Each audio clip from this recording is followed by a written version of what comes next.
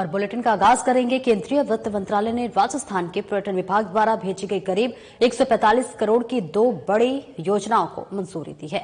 उप मुख्यमंत्री दिया कुमारी ने गुरुवार को इस संदर्भ में केंद्रीय पर्यटन मंत्री श्री गजेंद्र राज सिंह शेखावत से मुलाकात की थी। केंद्रीय पर्यटन मंत्री ने इन कार्यों की शीघ्र स्वीकृति का भरोसा दिलाया था। केंद्र सरकार ने विभिन्न पर्यटन केंद्रों को विश्व स्तरीय बनाने के लिए पूंजीगत व्यय की विशेष योजना के अंतर्गत आमेर और नाहरगढ़ के विकास के लिए 49.31 करोड़ रुपए का, जल महल क्षेत्र के विकास के लिए 96 करोड़ 61 लाख रुपए रही परियोजनाओं को मंजूरी दी है। और दिया कुमारी ने केंद्रीय वित्त मंत्रालय का आभार जताते हुए कहा कि माननीय प्रधानमंत्री नरेंद्र मोदी के नेतृत्व में डबल इंजन की सरकार का पूरा लाभ राजस्थान को मिल रहा है। उन्होंने आशा जताई है कि केंद्र सरकार द्वारा किए जा रहे 145 करोड़ से अधिक के पूंजीगत व्यय से जयपुर में पर्यटकों के लिए सुविधाओं का विस्तार होगा और स्थानीय लोगों के लिए रोजगार के अवसर बढ़ेंगे।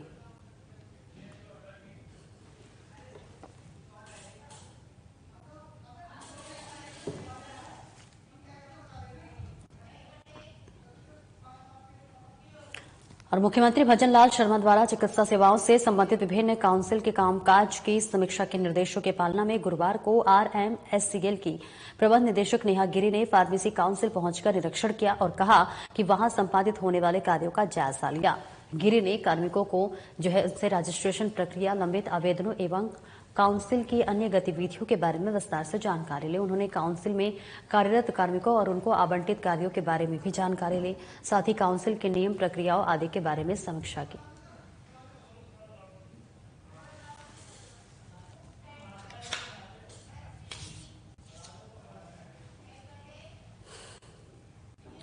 और मुख्यमंत्री भजनलाल शर्मा के पहल और चिकित्सा मंत्री गजेंद्र राज सिंह खेचर के निर्देशन में प्रदेश में स्वास्थ्य सेवाओं को लगातार सुदृढ़ बनाया जा रहा है। इसी कड़ी में विभाग ने अभिनव पहल करते हुए चिकित्सा संस्थानों में वीडियो कॉल के माध्यम से सीधा औचक संवाद प्रारंभ किया। चिकित्सा एवं स्वास्थ्य विभाग की प्रमुख शासन सचिव गायत्री राठौर ने इस नवाचार की शुरुआत बालोतरा जिले के जसोल क्षेत्र के आयुष्मान आरोग्य मंदिर मुंगड़ा में वीडियो कॉल कर की। उन्होंने अलवर जिले के लक्ष्मणगढ़ ब्लॉक, बारां जिले के अटरू, चूरू जिले के सरदार शहर, डिग जिले के नगर एवं ब्यावर जिले के जैतारड़ ब्लॉक के चिकित्सा संस्थानों में वीडियो कॉल कर स्वास्थ्य सुविधाओं का जायजा लिया। राठौर ने चिकित्सकों, नर्सिंग स्टाफ एवं महिला स्वास्थ्य कार्यकर्ताओं से संवाद कर उपलब्ध करवाई जा रही सेवाओं के बारे में जानकारी ली और आवश्यक दिशा निर्देश दिए। साथ ही मातृ एवं शिशु स्वास्थ्य तथा पोषण दिवस होने के कारण इस मौके पर उपलब्ध करवाई जा रही सेवाओं के बारे में भी चर्चा की। राठौर ने लाभार्थियों से संवाद कर स्वास्थ्य सेवाओं की गुणवत्ता एवं उपलब्धता के संबंध में फीडबैक भी लिया।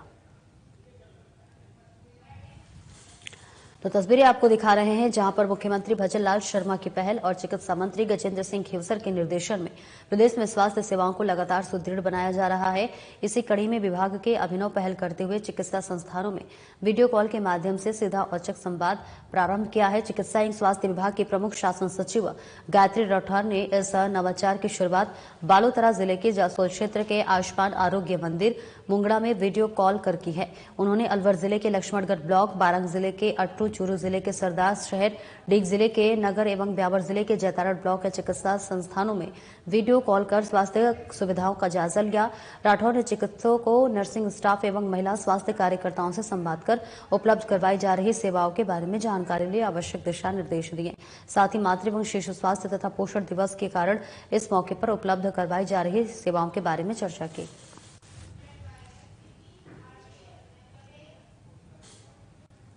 और राजस्व मंत्री हेमंत मीणा अजमेर के आरटीआई सभागार में आरटीएस के 31वें बैच के तहत आधारभूत प्रशिक्षण प्राप्त कर रहे आरटीएस प्रशिक्षु अधिकारियों को संबोधित किया। इस दौरान उन्होंने कहा कि प्रदेश में हर तबके तक कल्याणकारी योजनाओं का लाभ पहुंचाने के लिए राजस्थान सरकार अति संवेदनशील होकर कार्य कर रही है। उन्होंने प्रशासनिक वर्ग का आह्वान किया कि वह लोक हितैषी निर्णय एवं कार्यक्रमों को जन जन तक पहुंचाने में अपनी महती भूमिका अदा करें। अधिकारी वर्ग अपने कार्यक्षेत्र में संवेदनशीलता, कर्तव्य निष्ठा, ईमानदारी एवं व्यवहारिक दृष्टिकोण से अपने दायित्वों का निर्वहन करें। उन्होंने कहा कि वे सदैव गरीबों को गणेश मानकर कार्य करेंगे तो उन्हें हर क्षेत्र में सफलता अर्जित होगी।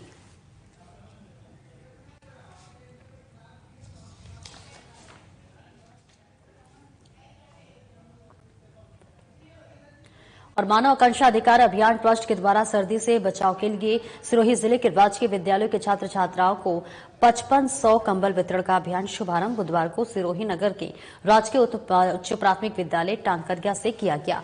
मुख्य अतिथि ग्रामीण विकास एवं पंचायती राज राज्य मंत्री ओटाराम देवासी के कर कमलों से इस अभियान की शुरुआत की गई। मंत्री ने मानव आकांक्षा अधिकार अभियान ट्रस्ट के अध्यक्ष जगदीश पुरोहित को इस पुनीत कार्य के लिए साधुवाद दिया एवं बताया कि ऐसे सेवा और परोपकार की भावना सभी को रखनी चाहिए एवं सदैव सभी से सहयोग के लिए तत्पर रहना चाहिए।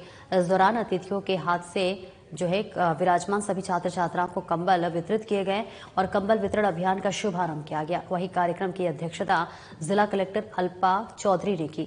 उन्होंने अपने संबोधन में अपने ट्रस्ट के माध्यम से जगदीश पुरोहित द्वारा की जा रही सेवा की तारीफ करते हुए उनसे प्रेरणा लेने की बात कही।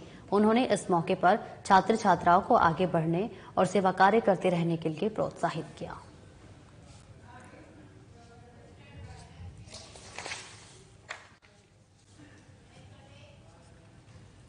बीजेपी प्रदेश अध्यक्ष मदन राठौर ने कहा कि अजमेर दरगाह शरीफ का मामला न्यायालय में विचाराधीन है। ऐसे में उस संबंध में किसी प्रकार की टिप्पणी करना उचित नहीं होगा, लेकिन इतिहास गवाह है मुगलों ने भारत में आकर लूट मचाई, धार्मिक स्थलों को क्षतिग्रस्त किया और हमारे धार्मिक स्थलों पर कब्जा तक कर लिया। ऐसे में इतिहास का अध्ययन सभी को करना चाहिए और उसके अनुसार स्वयं को आगे बढ़कर ऐसा निर्णय करना चाहिए जिससे समाज में सद्भाव बना रहे और हर वर्ग में भाईचारा कायम रहे। राठौर ने कहा कि हिंदुस्तान में कई ऐसी बेमिसाल इमारतें को मुगलों ने क्षतिग्रस्त किया, उन पर कब्जा किया, लेकिन माननीय न्यायालय ने उन पर छानबीन करने के बाद ऐतिहासिक फैसला दिया। हमें हमारी न्याय प्रणाली पर पूर्ण विश्वास है, उसका फैसला जो भी होगा स्वागत किया जाएगा। बीजेपी प्रदेश अध्यक्ष मदन राठौर ने कहा कि बीजेपी को किसी की पूजा पद्धति से कोई आपत्ति नहीं है, फिर चाहे वो मस्जिद में जाकर नमाज पढ़ रहे हो या फिर मंदिर में जाकर आरती करे, लेकिन हर भारतीय के मन में भारत के कण कण को लेकर आत्मीयता होनी चाहिए।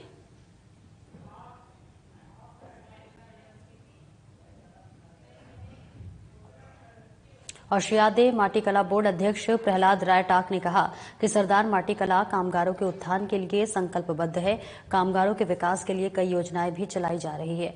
टाक ने यह जानकारी जयपुर के बीकेआई एवं गर्ज सिंहपुरा के प्रजापति मोहल्ला में आयोजित एक दिवसीय जागरूकता शिविर के दौरान दी। उन्होंने कहा कि शिविर का मुख्य उद्देश्य राजस्थान सरकार की बजट घोषणा के तहत 1000 इलेक्ट्रिक चाक और मिट्टी गूंथने की मशीनों के वितरण हेतु माटी कला में रुचि रखने वाले पात्र आवेदकों को जो उनसे आवेदन प्राप्त आमंत्रित किए जाने एवं घोषणा से संबंधित जानकारी प्रदान करना और समाज में राजस्थान सरकार की विभिन्न जन कल्याणकारी योजनाओं और माटी कला से जुड़े उद्यमों के प्रति जागरूकता फैलाना है। कार्यक्रम के दौरान समाज बंधुओं से संवाद स्थापित करते हुए राजस्थान सरकार द्वारा माटी कला और अन्य स्थानीय कारीगरी को प्रोत्साहित करने के लिए चल रही योजनाओं की विस्तृत जानकारी दी गई। तो वही इस मौके पर माटी कला से जुड़े व्यवसायियों और उद्यमियों को अपनी कला और व्यवसाय के विकास के लिए विभिन्न सरकारी योजनाओं के लाभों की जानकारी प्रदान की गई, जिससे उन्हें अपने उद्यमों को बढ़ावा देने में मदद मिल सके।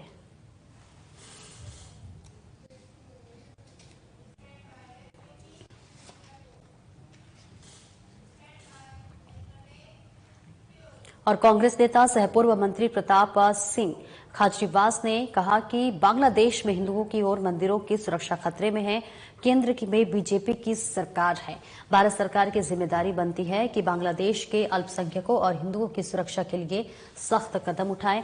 भारत सरकार हिंदुओं के अधिकारों की कभी भी सुरक्षा नहीं करती, लेकिन जब वोट की बात आती है तो हिंदू एकता के नाम पर, हिंदू सुरक्षा के नाम पर, हिंदू मुसलमान में दंगे के नाम पर वोट मांगती है। खाचरीवास ने कहा कि प्रधानमंत्री इंदिरा गांधी के समय बांग्लादेश में जब अल्पसंख्यकों हिंदुओं पर जुल्म हो रहे थे, तब पाकिस्तान की सरकार के जुल्म के खिलाफ तत्कालीन प्रधानमंत्री इंदिरा गांधी ने भारत की फौज को बांग्लादेश में भेजा और उनकी सुरक्षा की पूरी व्यवस्था की। आज की भारत सरकार बातें बहुत बड़े बड़े करती है, लेकिन वहां हिंदुओं को और मंदिरों को सुरक्षा देने की बात आती है तो कदम पीछे हटा लेती है। में हिंदुओं की और मंदिरों की सुरक्षा खतरे में है। इस्कॉन के बहुत बड़े संत चिन्मय कृष्ण दास को बांग्लादेश में गिरफ्तार कर लिया गया है और आप जानते हैं बांग्लादेश के हालात ठीक नहीं है। यही आप जब 70s में जाओगे तो जब इंदिरा गांधी जी को ये पता चला था, उस वक्त हिंदुओं पर बड़े जुल्म हो रहे थे। जब प्रधानमंत्री इंदिरा गांधी थी तो अल्पसंख्यक हिंदुओं पर जब जुल्म होने लगे तो प्रधानमंत्री इंदिरा गांधी ने पाकिस्तान की सरकार के खिलाफ बांग्लादेश में अपनी फौजों को उतारा और उसी वक्त बांग्लादेश बना और हिंदुओं की सुरक्षा सुरक्षित की। इंदिरा जी आयरन लेडी थी, जब भी एक्शन लेकर दिखाती थी। बीजेपी के लोग रोज यहाँ पे हिंदुस्तान में नाटक करते हैं, जहां हिंदू खतरे में नहीं है वहां डराते हैं लोगों को। हिंदू मुसलमान के नाम पर दंगे फसाद की बात करते हैं। हिंदुओं को डराकर भारत की पूरी सरकार ले ली, डबल इंजन की बना ली, सारे इंजन ले लिए, पूरी भारत सरकार ले ली। तो भाई साहब कुछ मदद भी कीजिए। भारत सरकार को इस वक्त सख्त कदम उठाने चाहिए बांग्लादेश में, वहां भेजिए ना, एक्शन लीजिए, वहां के हिंदुओं की सुरक्षा तय कीजिए। आप हिंदुओं के वोट तो लेते हैं उनको डराकर, लेकिन उनकी सुरक्षा तय नहीं करते। यहां पर जुलूस निकालना, बीजेपी के नेताओं का नाटक करना, बेवजह झूठे नाटक करना, माहौल बनाना, जहां झगड़ा नहीं हो वहां हिंदू मुसलमान का झगड़ा करवा देना, किसी भी मस्जिद में, दरगाह में, मोइनुद्दीन चिश्ती की दरगाह में जाकर ये कह देना कि यहां पे हमारा मंदिर है। बीजेपी का जो एजेंडा है, यहां पर तो झगड़ा फसाद है ही नहीं, यहां कोई खतरे में नहीं, वो झगड़ा भी नहीं, हम भी समझते हैं। तो आप वहां पर कीजिए जहां इंदिरा जी ने पाकिस्तान को उस वक्त सबक सिखाकर बांग्लादेश बना दिया था, हिंदुओं की सुरक्षा की थी। इस वक्त भारत सरकार भी दिखाए और कुछ करके दिखाए, हिंदू और मंदिरों की सुरक्षा बांग्लादेश में तय करे। और रुकेंगे छोटे से ब्रेक के लिए, जल्द लौटते हैं।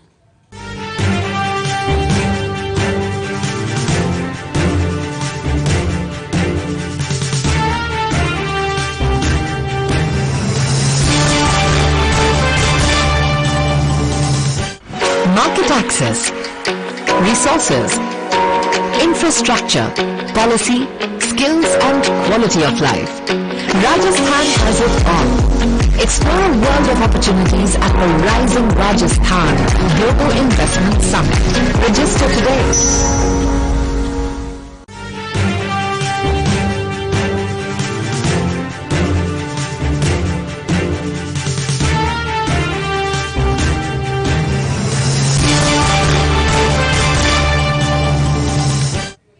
और ब्रेक के बाद एक बार फिर से स्वागत है आपका बढ़ते खबरों की ओर। माननीय नगरीय विकास, स्वायत्त शासन एवं आवासन मंत्री छाबर सिंह खर्रा के मार्गदर्शन में जेडीए सचिव निशांत जैन की अध्यक्षता में गुरुवार को जेडीए के मंथन सभागार में जेडीए के समस्त प्रकोष्ठों की समीक्षा बैठक संपन्न हुई। जेडीए सचिव ने जेडीए द्वारा सृजित की जाने वाली आवासीय और अन्य योजनाओं की प्रगति की जानकारी ली। उन्होंने योजनाओं को शीघ्र लॉन्च करने हेतु आवश्यक दिशा निर्देश दिए। बैठक में भूमि के बदले भूमि की लंबित 91 प्रकरणों की पेडेंसी LR एक्ट के अंतर्गत शून्य करने के निर्देश दिए। इसके अलावा और भी कई आवश्यक दिशा निर्देश दिए गए।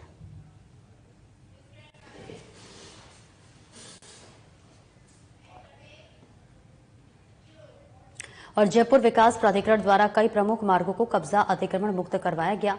इस दौरान जोन PRN साउथ में हीरापथ से वंदे मातरम रोड को जोड़ने वाली 100 फीट सेक्टर रोड सीमा में आ रहे मकान नुमा ढांचे को ध्वस्त कराया गया।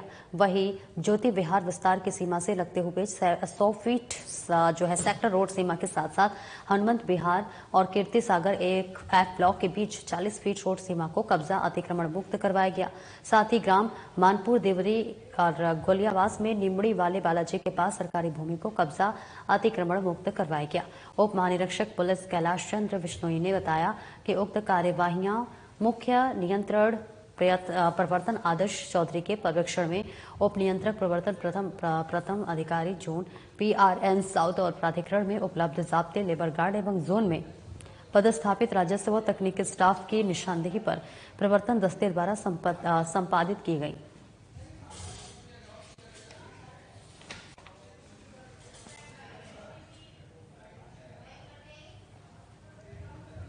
और राष्ट्रीय टीकाकरण कार्यक्रम की स्टेट टास्क फोर्स की बैठक गुरुवार को चिकित्सा स्वास्थ्य एवं स्वास्थ्य विभाग की प्रमुख शासन सचिव गायत्री राठौर की अध्यक्षता में आयोजित की गई। बैठक में आगामी 8 दिसंबर पोलियो रविवार को प्रदेश के 39 जिलों में आयोजित होने वाले उप पल्स पोलियो अभियान की तैयारियों के संबंध में निर्देश दिए गए। प्रमुख शासन सचिव ने कहा कि सभी संबंधित विभाग पूर्ण समन्वय के साथ तैयारी करते हुए अभियान को सफल बनाएं। बच्चों को आवश्यक रूप से पोलियो की खुराक पिलाए जाने के लिए लोगों को जागरूक किया जाए एवं IC गतिविधियां की जाए। एक भी बच्चे पोलियो की खुराक पीने से नहीं छूटे। अभियान के तहत जन्म से 5 साल तक की उम्र के सभी बच्चों को पल्स पोलियो की दवा पिलाई जाएगी।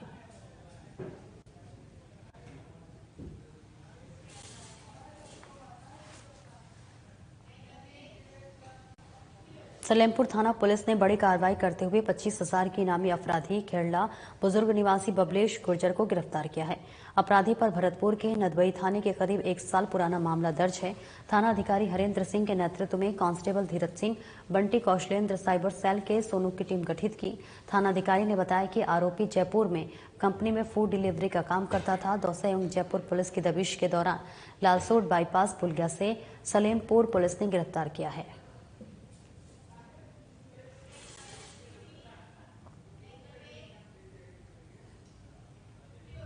और उप मुख्यमंत्री दिया कुमारी ने बुधवार को नई दिल्ली में केंद्रीय सड़क परिवहन एवं राजमार्ग मंत्री नितिन गडकरी से मुलाकात कर उन्हें राजस्थान में राजमार्गों के विकास के लिए उनके द्वारा दिए गए निरंतर सहयोग के लिए धन्यवाद ज्ञापित किया।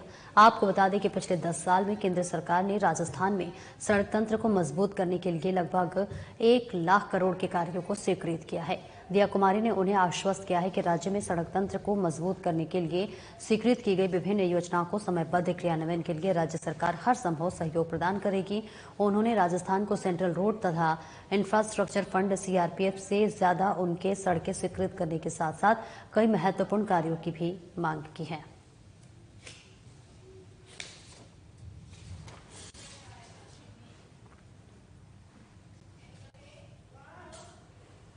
और राजस्थान विधानसभा अध्यक्ष वासुदेव देवनानी ने नारायण सिंह सर्किल स्थित इंद्रलोक सभागार में सर्वशक्तिमान अंतर्राष्ट्रीय ज्योतिष सम्मेलन को संबोधित किया। इस दौरान उन्होंने कहा कि ज्योतिष विद्या भारत में ही उत्पन्न हुई और यही से संपूर्ण विश्व में इस विद्या का प्रचार प्रसार हुआ है। यह विद्या अपने आप में शुद्ध गणित है और इसके अध्ययन के लिए अन्य देशी के लोग भारतीय विद्वानों से संपर्क करते हैं और ये भारत के लिए गौरव है। देवनानी ने ज्योतिषियों का आह्वान किया कि वे भारतीय सनातन संस्कृति के वाहक बने। सम्मेलन में अंतर्राष्ट्रीय स्तर के ज्योतिष विशेषज्ञ भाग ले रहे हैं।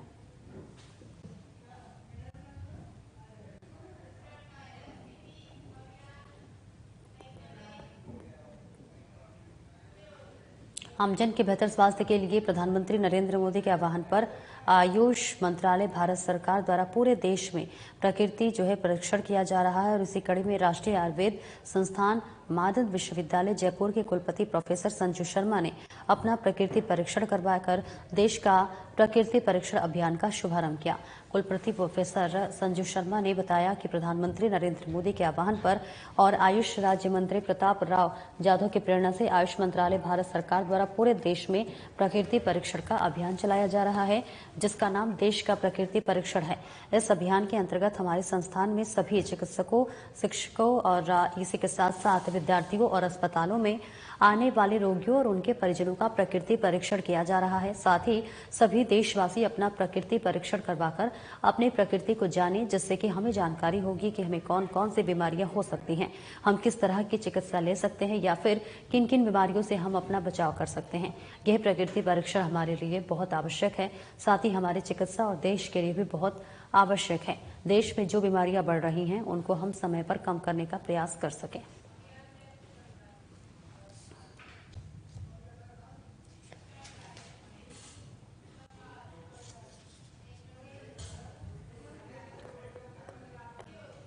मुख्यमंत्री भजनलाल शर्मा की पहल और चिकित्सा मंत्री गजेंद्र सिंह खेवसर के निर्देशन में प्रदेश के स्वास्थ्य सेवाओं को लगातार सुदृढ़ बनाया जा रहा है। चिकित्सा एवं स्वास्थ्य विभाग निरंतर तकनीकी नवाचार कर बेहतर स्वास्थ्य सेवाएं सुनिश्चित कर रहा है।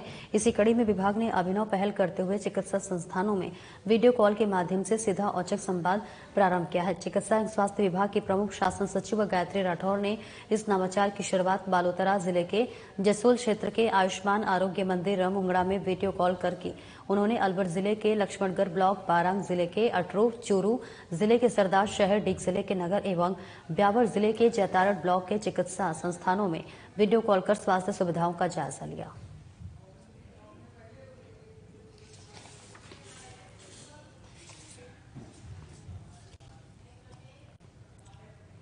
और वहीं मुख्यमंत्री भजनलाल शर्मा ने कहा कि आगामी 9 से 11 दिसंबर तक आयोजित होने वाले राइजिंग राजस्थान समिट के माध्यम से राज्य में औद्योगिक परिदृश्य को एक नई दिशा मिलेगी। उन्होंने कहा कि राज्य सरकार प्रदेश की आर्थिक उन्नति के संकल्प को पूरा करने के लिए जो जान से जुटी है और इसी कड़ी में हम राइजिंग राजस्थान के सफल आयोजन के लिए आगामी 10 दिनों तक प्रत्येक दिन एक नया संकल्प लेंगे। सीएम शर्मा ने आज पहला संकल्प लेते हुए कहा कि राजिंग राजस्थान समिट का उद्घाटन दिवस पूरी तरह से सौर ऊर्जा से संचालित होगा। उन्होंने कहा कि यह समिट सूरज की ताकत से प्रदेश के विकास में नया सवेरा लाएगा। उन्होंने कहा कि हमारी प्राथमिकता है कि प्रदेश में निर्बाध बिजली की आपूर्ति के लिए अक्षय ऊर्जा को बढ़ावा दिया जाए।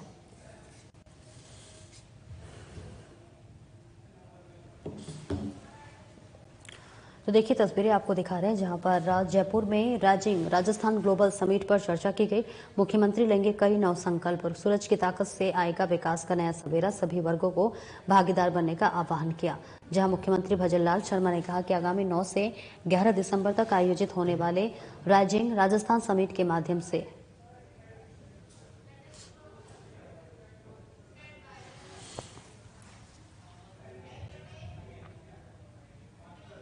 और परख राष्ट्रीय सर्वेक्षण 2024 की पूर्व तैयारियों को लेकर डॉक्टर राधाकृष्णन शिक्षा संकुल में गुरुवार को राजस्थान स्कूल शिक्षा परिषद द्वारा एक वीडियो कॉन्फ्रेंसिंग के माध्यम से समीक्षा बैठक आयोजित की गई। बैठक का मुख्य उद्देश्य आगामी सर्वेक्षण के लिए सभी विद्यालयों की तैयारियों का गहन मूल्यांकन करना और राज्य को राष्ट्रीय स्तर पर प्रथम स्थान पर लाने की योजना बनाना है। बैठक की अध्यक्षता करते हुए राज्य परियोजना निदेशक एवं आयुक्त अविचल चतुर्वेदी ने सर्वेक्षण में राजस्थान को प्रथम स्थान पर लाने का लक्ष्य निर्धारित करने पर जोर दिया। उन्होंने सभी मुख्य जिला शिक्षा अधिकारियों, मुख्य ब्लॉक शिक्षा अधिकारियों, पीओ एवं संस्था प्रधानों को जिला प्रशासन से समन्वय स्थापित करते हुए निर्धारित लक्ष्य की प्राप्ति, सर्वेक्षण की प्रक्रियाओं को समय पर पूरा करने और परिणाम उन्नयन के प्रयास सुनिश्चित करने के निर्देश दिए। उन्होंने स्पष्ट किया कि परख राष्ट्रीय सर्वेक्षण 2024 में राजस्थान को प्रथम स्थान पर लाने के लिए सभी संबंधित पक्षों को संकल्पित होकर काम करना होगा। उन्होंने विद्यालय प्रमुखों और अधिकारियों से कहा कि यह सर्वेक्षण राज्य की शिक्षा गुणवत्ता में सुधार के लिए एक अहम मौका है।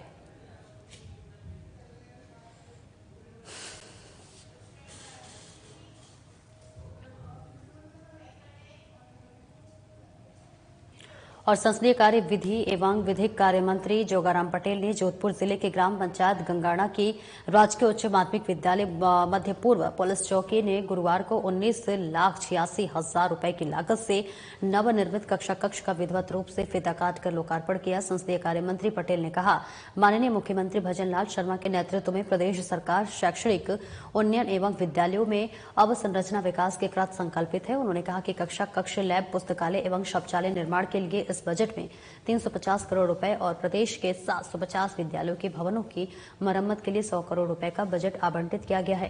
पटेल ने कहा कि राजकीय विद्यालयों के मेधावी विद्यार्थियों को उच्च अध्ययन के लिए प्रोत्साहन देने के लिए 8वीं, 10वीं एवं 12वीं कक्षा की बोर्ड परीक्षाओं में राज्य तथा जिला स्तरीय मेरिट में आने वाले विद्यार्थियों को 3 वर्ष की इंटरनेट कनेक्टिविटी के साथ टैबलेट्स निःशुल्क दिए जा रहे हैं।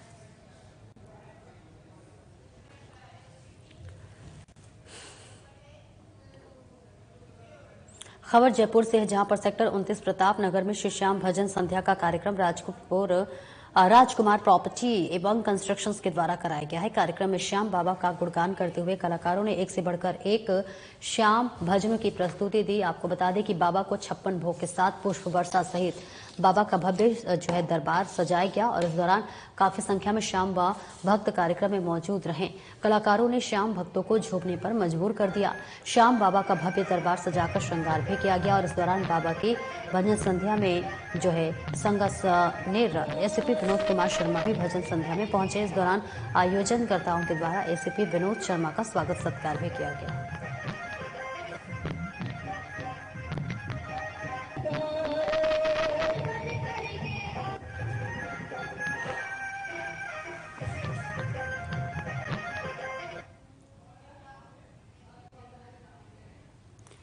फिलहाल इस बुलेटिन में इतना ही। दीजिए इजाजत। नमस्कार।